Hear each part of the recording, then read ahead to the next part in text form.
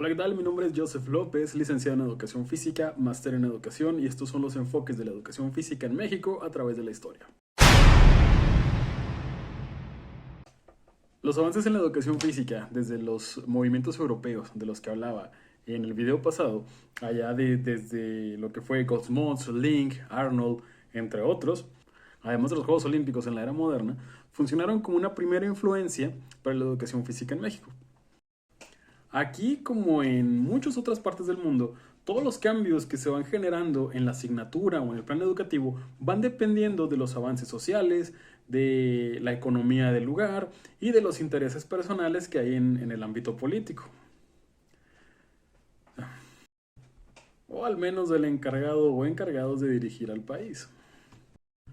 Bueno, primeramente existe una evidencia de que en 1885 el anormal Enrique Rebsamen se propuso como perfil de egreso considerar la importancia del trabajo corporal y la enseñanza de los principios de la educación física e higiénica.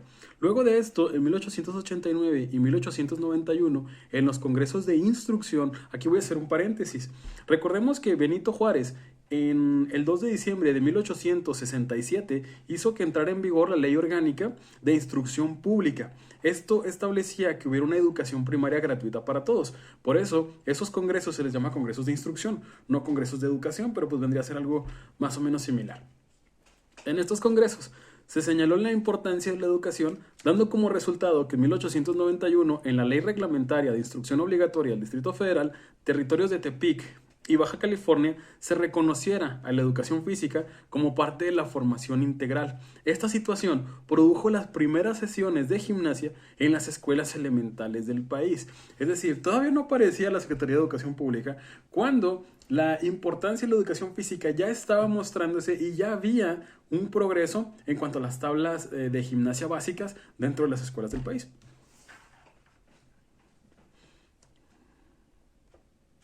Continuando con la historia, en 1907 se creó la Escuela Magistral de Esgrima y Gimnasia, la cual se encargó de formar a los profesores de educación física, llevándose un año entero en contar con un mapa curricular.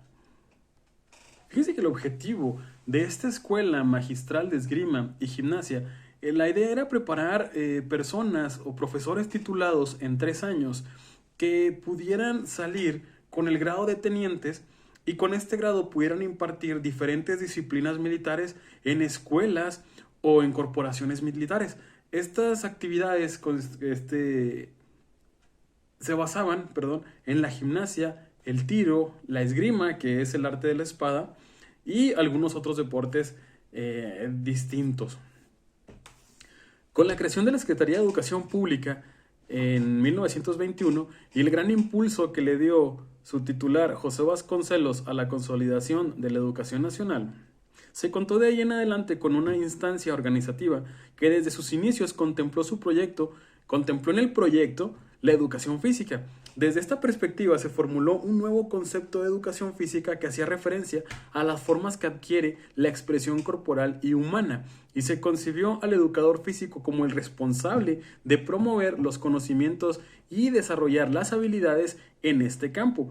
En palabras de Vasconcelos, se trataba de estimular a través del ejercicio la salud física y espiritual, desvinculándola del récord y la apuesta. Se construyó un departamento de educación física con Vasconcelos al frente de la SEP. Aquí sí me voy a tener un poco porque José Vasconcelos, si no han tenido la oportunidad de leer su trabajo, se lo recomiendo ampliamente. Ese sujeto es uno de los más tremendos héroes nacionales que vamos a tener en cuanto a la educación se refiere. Yo creo que como él no va a haber ninguno, simplemente no habrá alguien así. Ojalá y apareciera alguien con ese sentido de la educación tan amplio y que haya hecho tanto trabajo. Es maravilloso. Ahí se los encargo. Bueno. En 1936 se creó la Escuela Normal de Educadores Físicos, los cuales se formaban por medio del deporte, promoviendo las tablas gimnásticas y los ejercicios de orden y control. Y esto tiene mucho sentido, porque hasta entonces se venía manejando una educación física o un ejercicio físico de un corte muy militar. O sea, las palabras de Vasconcelos se la pasaron por sus pelotas de básquetbol. Chiste deportivo. De esta forma, en 1940 aparece el primer enfoque, el que viene a ser el enfoque militar.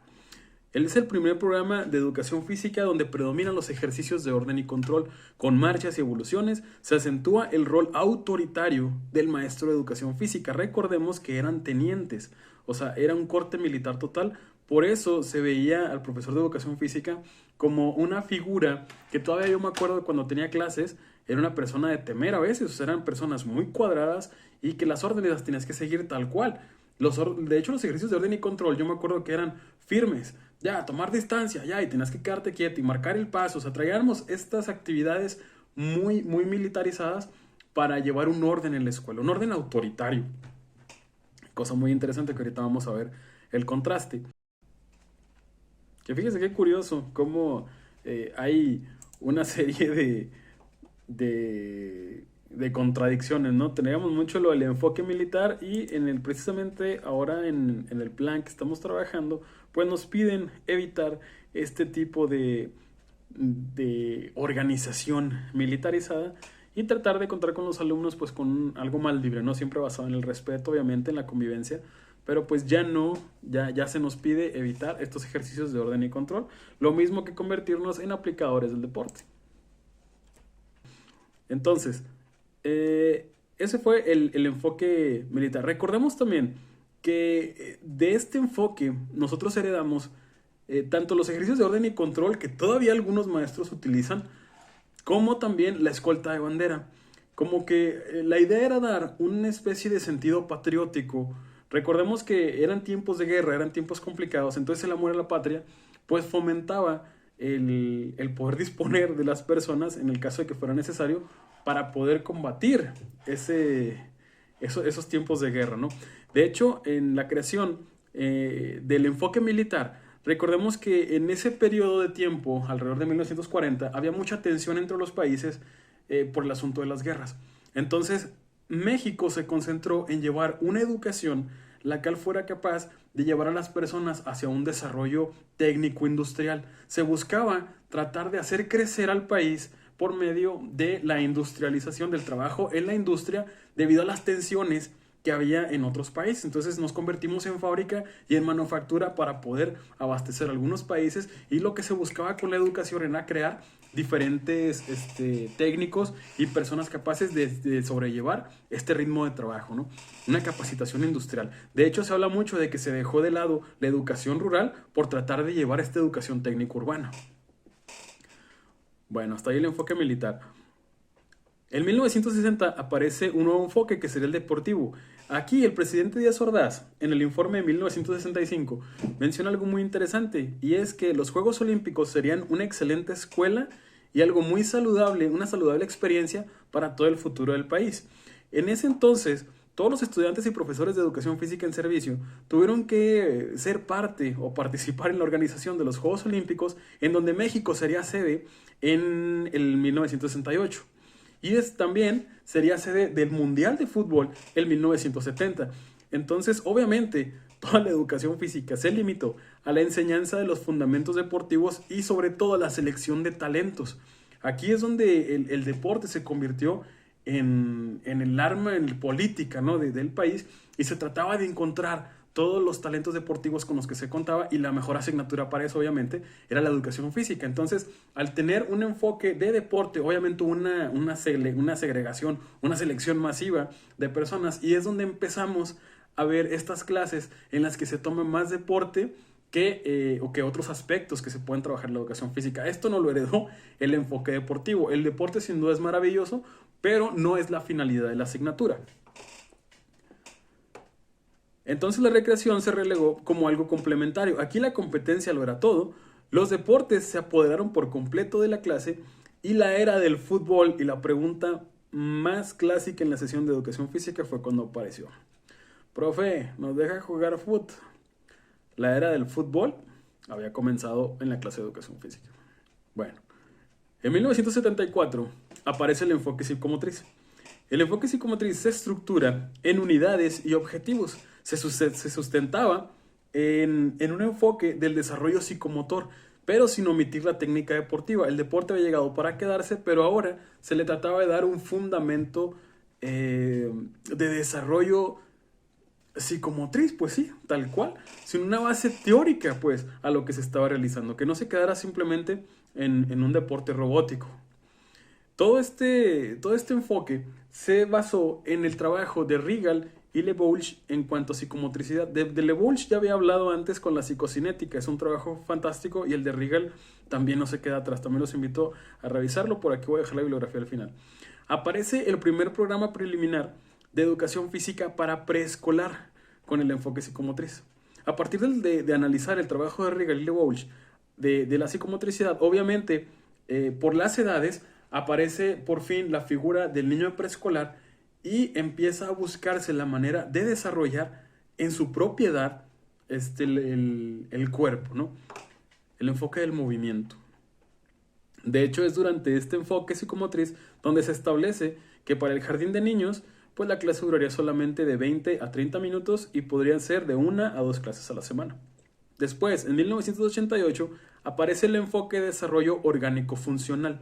Uno de los enfoques que, hablando con mis colegas, es de los que más les ha gustado, porque aquí las habilidades motrices y el esquema corporal eran el tema central. Se buscaba el desarrollo por medio de la fragmentación del cuerpo, es decir, obviamente no cortar a las personas, sino que se hablaba de los diferentes aspectos en los que se puede trabajar el cuerpo y al final hacer una especie de trabajo conjunto. Me explico. Se trabajaba la lateralidad, la imagen corporal, el espacio-tiempo, todos los aspectos que se pueden trabajar en el área psicomotriz. Todas estas piezas trabajarían en conjunto para el desarrollo funcional de la persona. Esa era la idea. El enfoque era un enfoque de trabajo coordinado entre los órganos y los sistemas, dándole un enfoque biológico, anatómico, fisiológico a la actividad física. Ahora la asignatura de educación física buscaba mejorar la salud con el desarrollo de capacidades físicas con efectos en el ámbito cognitivo, afectivo y social. Entonces, desde mi punto de vista, este enfoque yo creo que es el que más nos haría falta. Obviamente no tal cual por los avances que ha habido y como el avance se ha llevado a cabo, pero ahorita yo creo que un enfoque biológico sería muy útil para la sociedad mexicana debido a los problemas de salud que tenemos. Obviamente es solo una opinión. En 1993 aparece otro de los favoritos de mis colegas, que es el enfoque motriz de integración dinámica. Este control anterior que fragmentaba el conocimiento, aquí no lo hace. De hecho, se limita al logro de un tema, no se limita al logro de un tema, perdón, sino que le otorga un sentido pedagógico a todas las situaciones de aprendizaje que aparecen durante la actividad física. Trabaja en la resolución de problemas, le otorga más autonomía tanto a los profesores como a los alumnos. Se trataba de aprender moviéndose. Y el fundamento teórico de este programa se encontraba en los estudios de Kurt Meinel, de Peter Hirtz y de Heinz Spengler. Ay, disculpen por la pronunciación. Fue el último, el programa en considerar los 3 niveles de educación básica en un mismo programa. De hecho, en el 2006 se introduciría la RIEP en secundaria y en 2009 y 2010 la guía metodológica en primaria. La RIEP se refiere a la reforma integral de la educación básica. Y también aparecería un debate entre el PEP, el programa escolar, el programa de educación preescolar, y el motriz de integración dinámica para el trabajo con los niños de jardín de niños. En los 3 niveles, la formación sería de tipo basado en competencias, de lo cual vamos a hablar también en un video más adelante, los distintos tipos de aplicación educativa. Luego de este enfoque, que duró muchísimo tiempo, al cual se le añadieron, se modificaron algunas cosas, pero siguió en vigor, aparece el programa 2011, que sería el global de la motricidad. En este enfoque se contaba con propósitos generales para la educación básica y por cada nivel en congruencia un perfil de egreso. Se dividía en ejes pedagógicos. Los ejes pedagógicos eran la corporeidad, con el centro de la acción educativa, el papel de la motricidad y la acción motriz, la educación física y el deporte escolar, el tacto pedagógico y el profesional reflexivo, los valores, género e interculturalidad, los ámbitos de intervención educativa, las competencias y la organización de los aprendizajes a partir de bloques de estudio para primaria y secundaria. Este enfoque, ya ofrece una educación física muy completa desde distintos puntos de vista, distintos ámbitos, toma en cuenta tanto la salud como la recreación, como el deporte, pero en mi opinión particular y la experiencia aplicando este programa, sucedía que al final no se sabía exactamente a dónde se estaban dirigiendo las clases. Entonces, esto provocaba que los maestros tuvieran cualquier tipo de clase que se les ocurriera, es decir, enfocada en la salud, enfocada en la recreación, enfocada en el deporte, porque al final de cuentas podías justificar tu clase en alguno de los ámbitos o las competencias que estabas manejando, porque al final el movimiento pues va a caer, si tú manejas un abanico donde están todas las posibilidades de la actividad física, no importa qué hagas, vas a poder acomodarlo en alguno de estos rubros, ¿no? Entonces las clases eran muy variadas entre una escuela y otra, o entre un profesor y otro. Entonces esto entorpecía la articulación de los diferentes niveles, porque no estábamos apuntando a un solo lado. Me redirijo otra vez a otras asignaturas. Tú ves cómo matemáticas ve ecuaciones de primer grado, de segundo grado, no sé, en bachillerato puedes ver aritmética, puedes ver trigonometría y luego cálculo. Hay una especie de escaloneo, ¿no? Hay un andamio, hay un andamiaje a la hora del conocimiento. Y en la educación física no, porque unos utilizaban algunas estrategias recreativas, otros utilizaban el deporte, entonces como que no había una sola dirección de trabajo, porque podías caber en cualquiera. Y desde mi punto de vista eso entorpece la articulación de lo que se busca en el perfil de egreso. Y obviamente, posterior al enfoque 2011, aparece el enfoque que estamos trabajando actualmente, que es el de la edificación de la competencia motriz. Otro enfoque que tiene muy amplio el espectro de actividades porque busca cuidar el cuerpo, vivenciar las capacidades, las habilidades, destrezas, solución de problemas con creatividad, el desarrollo del pensamiento estratégico, el asumir diferentes valores, actitudes asertivas, convivir pacíficamente. Ya tiene unos propósitos generales y por grado y por nivel también. El enfoque se describe a partir de la intervención del profesor, la interacción de las capacidades y habilidades, la planificación, evaluación y la salud como tema transversal de toda la educación física. Entonces también es un programa muy completo, pero que a mi personal punto de vista, si uno se fija en los aprendizajes esperados o en las competencias que hay que alcanzar, a pesar de que tienen una línea y una articulación imperfecta, el problema es que son demasiado abiertos. Voy a poner un ejemplo. Por ejemplo, aquí en secundaria. Noten ustedes que el primer grado indica, aplica sus capacidades, habilidades y destrezas motrices en el juego, la iniciación deportiva y el deporte educativo para favorecer su actuación y mejorar su salud. En segundo, ya no es aplica, ahora es adapta. Adapta sus desempeños motores, o sea, su movimiento, al participar en situaciones de juego, iniciación deportiva y deporte educativo para afianzar el control de sí y promover la salud. Y el último, pone a prueba su potencial, que es lo mismo que participar en una actividad donde te vas a adaptar, en donde vas a aplicar, ¿no? Obviamente esto sigue la taxonomía de Bloom, que va de lo sencillo a lo complejo, pero aún así, cualquier juego que tú apliques va a poner en marcha los tres verbos de actuación.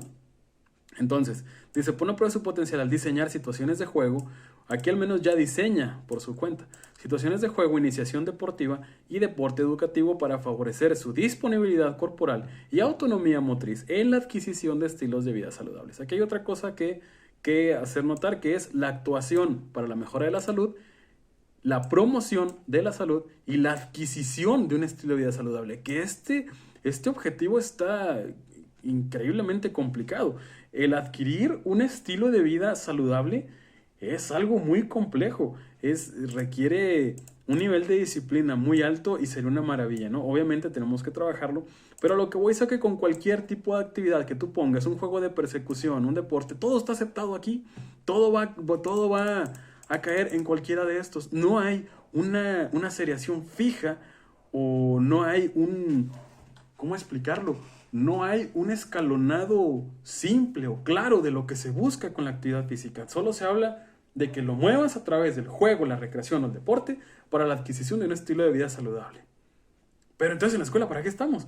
Es decir, tenemos que llevarlo del conocimiento propio de sí mismo, porque aquí en ningún momento dice que él tenga que conocer cómo funciona su cuerpo para que logre utilizar sus capacidades en favor de su propia salud o de su propio control.